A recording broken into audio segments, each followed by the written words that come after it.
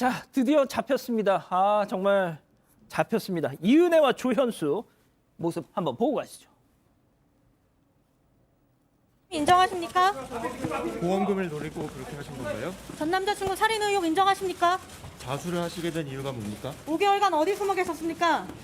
유족께 더 할 말 있으십니까? 조현수와 공모하신 사실 인정하십니까? 사연이 인정하십니까? 공모 사실 인정하십니까? 자수를 하시게 된 이유가 뭔가요?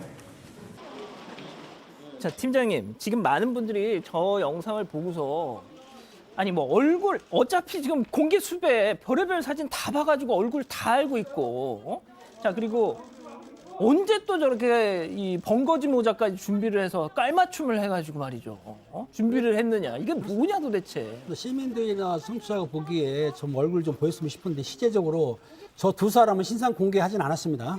심의를 안 열었기 때문에. 하지만 예. 공개 수배는 됐어요. 근데 저 사람들이 얼굴을 가리고 마스크 쓴 거에 대해서 그 건강 형사들이 강제로 벗길 수는 없다.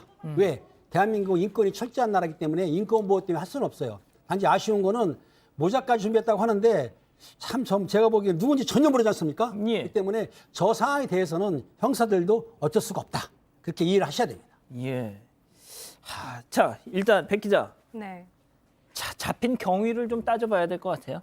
공개 수배된 지 18일째 잡혔잖아요. 근데 사실 작년에 있었던 검찰 조사를 받다가 도주한 지부터 따지면요. 123일째예요. 그러니까 그만큼 치밀하게 또 도주를 했고 또 그만큼 치밀하게 추적을 벌였습니다. 어제 제가 검거 담당 수사관이랑 통화를 좀 했는데요. 융복합 수사라는 표현을 쓰더라고요. 그러니까 이미 지난 3년 동안 둘이 이제 주고받았던 텔레그램 내역도 있고 네. 또 주변 사람들 조사들도 굉장히 많이 했었잖아요. 그러니까 뭘 먹는지, 뭘 좋아하는지, 또 여행을 간다고 하면 뭐 어느 범위로 또 누구랑 같이 갈지 이런 것까지 조사를 굉장히 꼼꼼하게 했었다고 합니다. 그래서 이게 어떻게 검거로 이어졌는지는 조금 후에 말씀을 드리고요. 예. 일단 이렇게 해서 경찰이 한 지인에게 고양시 삼송역 옆에 있는 오피스텔에 지금 이 두 사람이 은닉을 하고 있다라는 단서를 얻습니다. 수사 인력을 그때 데리고 늘리는데요. 근처에 있는 CCTV를 다 열어봅니다. 이렇게 해서 사람이 많이 다니는 이 역세권인 삼송역을 활보하는 두 사람을 캐치를 합니다. 고층의 오피스텔이라는 건 알았고 또 몇 동인지까지를 알게 됐는데 경찰이 최종적으로 호수를 알지를 못했었습니다. 아하. 이 오피스텔에 가보면 이제 굉장히 삼성역 옆에 있는 큰 오피스텔인데요. 2,300세대가 아이고야. 사는 곳입니다. 신축이라서 올해 2월부터 입주를 시작했던 곳이라서 사람이 살지 않는 데도 있었고 그러니까 하나씩 두드려서 잡을 수는 없었던 상황이었고요. 이 경찰이 가족을 설득하기 시작합니다. 처음에 이은혜는 가족들한테도 이 호수를 잘못 알려주기도 했었고 또 아버지랑 만나기랑 했었는데 나오지 않기도 했었어요. 그래서 여러 번 번번이 허탕을 쳤었고 아버지와 함께 한 15층 정도까지 올라가서 설득을 계속해서 합니다. 조 씨가 먼저 문을 열고 나옵니다. 두 사람 결국에 22층에 살고 있었던 걸로 드러났습니다. 예. 자, 팀장님. 근데 이 오윤성 교수님 같은 경우는 어제 이 검거된 걸 보고서 이 아버지라는 사람, 뭐 결과적으로 뭐 아버지가 설득을 해서 자수를 권유하긴 했습니다만 네네. 그게 뭐 결정적이었던 건 또 아니고 그런데 그런 얘기도 했었잖아요. 한참 전에 그 뭐 우리 은혜와 관련된 뭐 80%의 보도가 다 뭐 과장돼 그렇죠. 있다 막. 그렇죠. 저는 솔직히 이걸 보면서 진짜 뭐 뭐 그래도 아버지가 또 자식을 뭐 이렇게 이런 생각이 별로 솔직히는 잘 안 들더라고요. 어떻든 범행을 해가지고 검경 수사망이 조여오니까 오피스텔까지 내가 알았다는 걸 알고 있어요. 그러다 보니까 본인들이 자수하게 되면 강경받으려는 그런 마음이 있었을 거예요. 그렇기 때문에 실제적으로 자수하게 되면 그러니까 범죄 후 수사기관에 자수하게 되면은 감경이나 면제할 수 있다고 알고 있어요. 필요성은 아닙니다. 해야 된다가 아니고 할 수 있기 때문에 실제적으로 사람들이 지금 말도 않고 묵비권을 행사한다고 하기 때문에 본인들이 처벌을 늦게 약하게 받으려고 자수를 했지만은 실제적으로 재판 과정에서는 그게 적용될지 두고 봐야 되지만 아무튼 저런 수를 쓴 거는 본인들이 도망가봤자 안 되니까 처벌을 적게받으려 한 거는 맞다. 따라서 자수는 맞지만은 자수의 감경 면제를 정확히 적용할지는 재판 과정에 두고 봐야 될 것 같습니다. 예, 내일 뭐 오윤성 교수님 나오시면 제가 한번 다시 여쭤보겠습니다만 오윤성 교수님은 그 아버지의 대응이 참 아쉽다 뭐 이런 얘기를 좀 하시더라고요. 자, 그런데 백 변호사님, 네. 지금 묵비권을 행사한대요. 그러니까 일단 먼저 저는 변호사 데려오래요, 자수의 변호사. 효력이 인정이 안 될 가능성도 꽤 높다. 그러니까 감경 여부를 떠나서 거의 다 잡힐 상황에 대해서 자수하는 경우는 그걸 자수로 보지 않는 경우들도 종종 있으니까. 아, 그렇군요. 그리고요. 지금 진술 거부권을 행사하는 건 변호인 입회하지 않으면 진술하지 않겠다라는 거거든요. 근데 이런 겁니다. 저희가 이 사건 반장에서도 종종 일단은 피해자를 이은혜도 조연수도 억지로 밀어서 떨어뜨린 건 아니죠. 예. 그러니까 이게 과연 살인죄가 인정될 수 있을까 법리적으로. 아, 이제 그런 문제들에 대해서 언급도 한 적이 있습니다. 예. 이제 그렇기 때문에 제 생각에는 그런 것 같아요. 내가 지금 여기서 무언가를 얘기해서 나한테 불리해질 상황을 만드는 것보단 변호사한테 다 물어보자. 이걸 확인을 하고 대답을 하자. 이런 취지로 지금 일단은 진술거부권 행사해서 다시 구치소로 돌려보낸 상황인데 예. 지금 그 상황을 보면 이 둘은 어떻게든 아직도 빠져나갈 공리를 하고 있는 것이고 반성의 기미는 없다 이렇게 말씀드리면 될 것 같습니다. 자, 박 변호사님. 네. 진짜 계단으로만 다녔대요. 그렇죠. 그동안 오피스텔에서. 지금 뭐 우리 사건 반장 우리 김문배 팀장이나 또 오윤순 교수님이 말한 것처럼 조력자가 있을 것이다. 지인 명의로 오피스텔을 계약했다라고 하고요. 그리고 이제 22층이에요. 상당히 높은 곳인데 혹시나 걸릴까봐 야간에 계단을 통해서 계속 이동을 했다고 합니다. 왜냐하면 엘리베이터 타고 가면 CCTV 포착이 가능하거든요. 그렇죠, 그렇죠. 식음료도 배달 어플이나 뭐 현금으로 결제를 했다 그러고요. 대포폰을 사용했고 지인하고 연락할 때는 텔레그램을 사용했다. 이게 사실은 전문가들 우리 사건 방에서 짚어줬습니다. 아마 이렇게 할 것이다라고 했는데 말 그대로 범죄에 피하기 위해서 검거를 피하기 위해서 아주 계획적으로 했던 것으로 좀 보입니다. 자, 그럼 여기서 오늘 첫 번째 사건의 체크포인트 짚어보죠. 이은혜, 조연수의 1박 2일입니다. 자, 백 기자, 이게 어떤 얘기죠? 이 두 사람이 공개 수배가 됐던 시점이요. 지난달 30일이에요. 18일 전쯤인데 알고 보니까 공개 수배가 돼서 전 국민한테 얼굴이 팔렸는데 예. 3일이 지난 4월 2일과 3일에 지금 달력이 나오죠. 2일과 3일에 지인들과 1박 2일 여행을 갑니다. 이야. 이게 바로 앞서 말씀드린 결정적인 검거 계기가 됐습니다.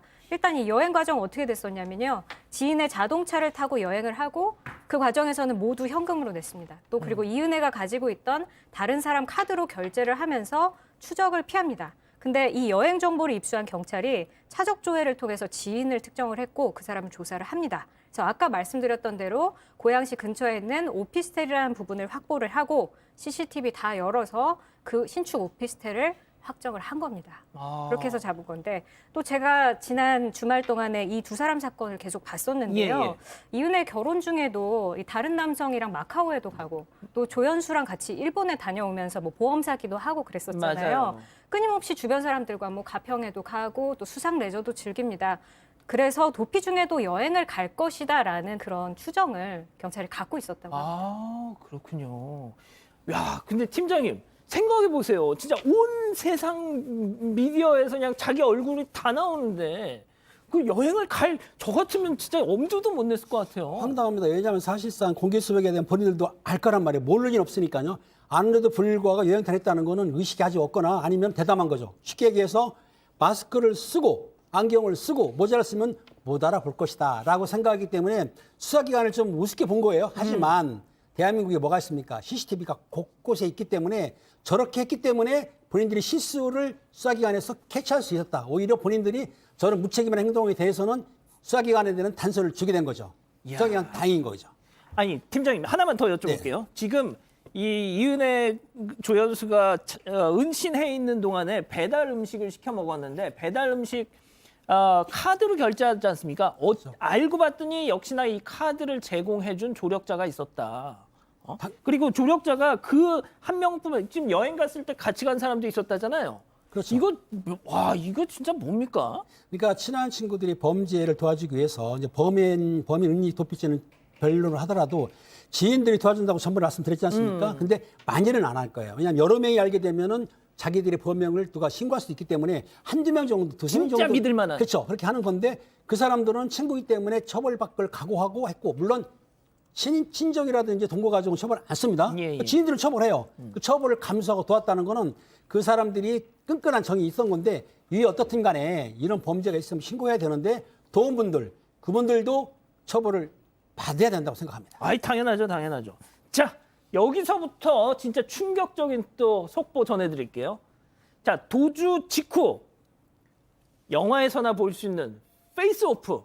그렇죠. 영화의 페이스오프, 얼굴을 다 바꿔버리는 걸 페이스오프라고 이제 속칭 표현하는데 영화 제목입니다.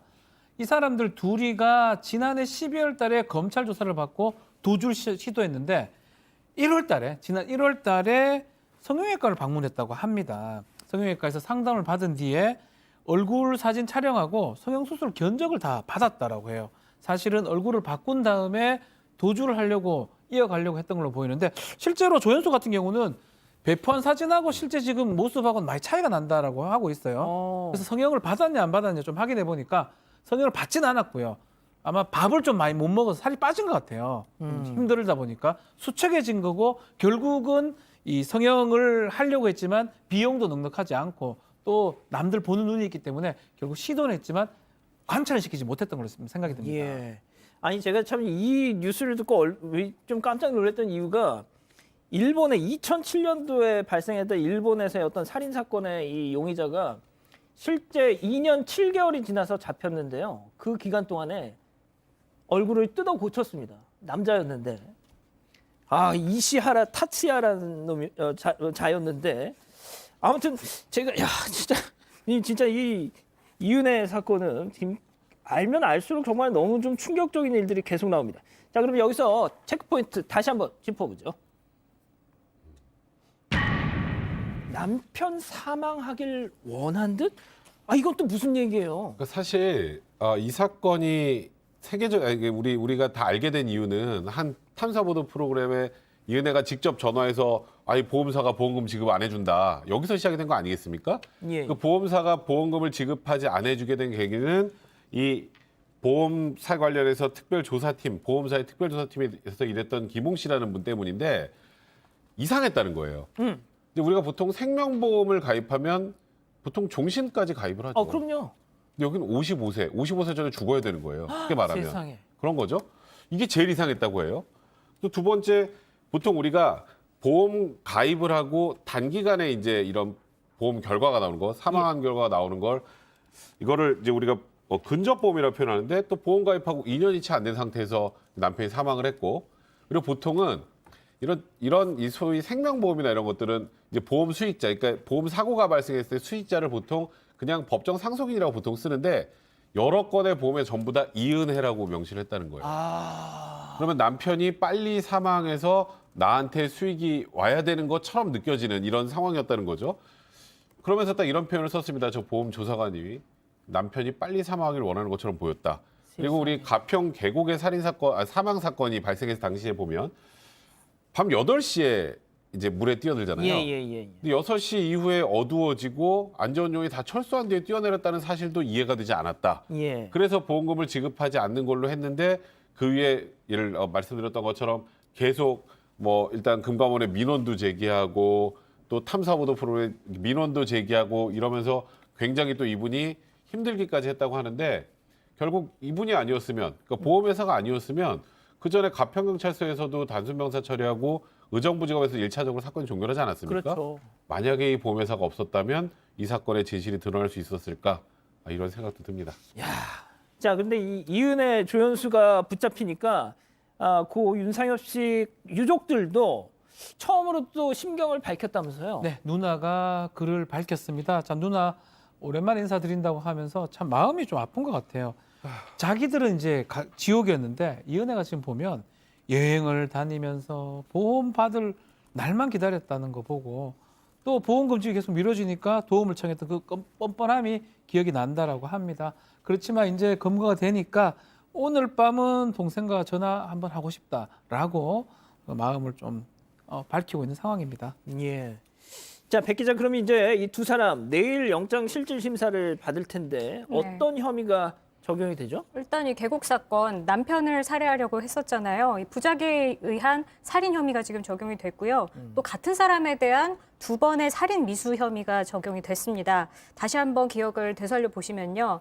2019년 2월에 그 보고독 섭취하게 보고. 했었죠. 아유. 네, 그 내용이 하나 있었고 또 여러 번 수상 레저에 동행을 시키는데 낚시터에서 한번 물에 빠지게 했다가 안에 있던 지인이 뛰어나와서 깜짝 놀라서 이 남편을 구했던 건이 있습니다. 이렇게 해서 2번의 살인 미수 혐의가 적용이 됐고 또 마지막으로 보험 사기 방지 특별법 위반 미수 혐의가 총 4가지가 혐의가 지금 적용이 되고 있습니다. 예. 지난 주말에 체포가 됐었잖아요.